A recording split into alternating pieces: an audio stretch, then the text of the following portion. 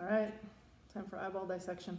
I know it's not how you planned, and I'm still very confident that you guys will be able to come in and do this yourselves, but I did want you to see this before your test, okay? So I'm gonna go through and just try to identify some of the things that I would have pointed out to you in class and that I will still point out to you in class, okay? So let me get nice and close here. You see, let me get it to focus on it. That little nubbin right off the back there. That's actually the back of the optic nerve, okay? So we turn it around, you can see a little bit of the eyelid still. This is the cornea, it's pretty cloudy.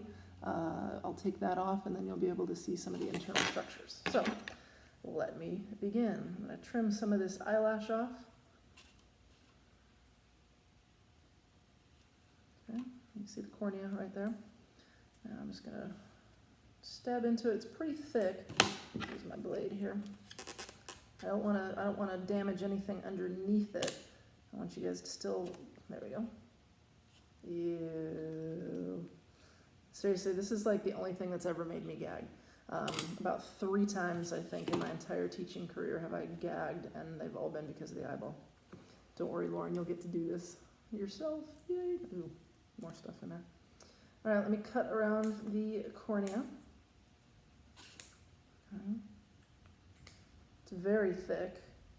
And that's, remember, the protective layer. It's clear, but since this is a non-living organism at this point, it clouds up. It clouds up in elderly people as well. That's cataracts. So I'm just going to trim as much of it as possible so that you guys can see the iris underneath. And the pupil, remember I told you the pupil is just a hole. I don't want to cut the iris. All right, there we go. That's pretty good. Okay. See the hole? Just that opening right there? I can stick my probe right in there.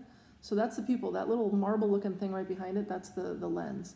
And then this black, real thin tissue, that's the iris itself. So this actually opens and closes to allow more or less light in through the hole, okay? I've cut almost all of the cornea away. You can see it's pretty thick. All right.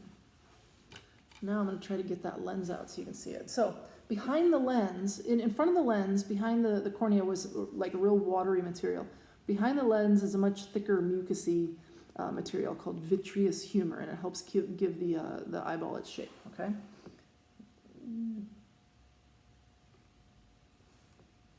There it comes. Ugh. All right, good. So, I love this. Here's the lens, okay? It is a rigid structure, okay? It's clear, again, when it's functioning, but because this is a deceased animal, it clouds up.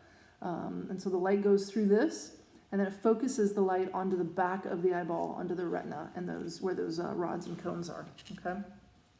So I'm going to cut the eyeball in half now so that you can see the retina. Try not to damage the optic nerve, because I do want you to see that again. It's really thick, really difficult to cut. All right, there we go. Now, you see that kind of blackish bluey material? That's actually the retina, okay? And it's a layer that can peel away. See, I'm peeling it away.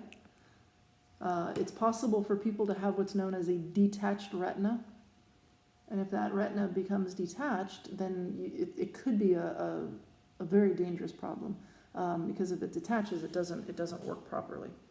Let me get to where the optic nerve is. Here we go.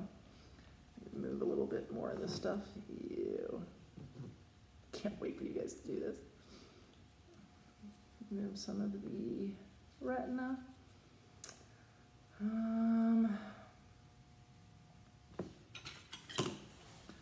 Okay, that kind of pink nub right there is the optic nerve.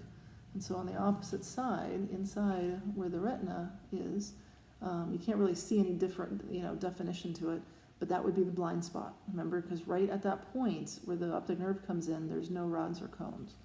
Okay, and that's really it. I just wanted you to be able to see it kind of up close and personal. I am confident that you guys will be able to do this on your own, hopefully sooner than later. Okay, good luck with the test. Now, how do I turn this off?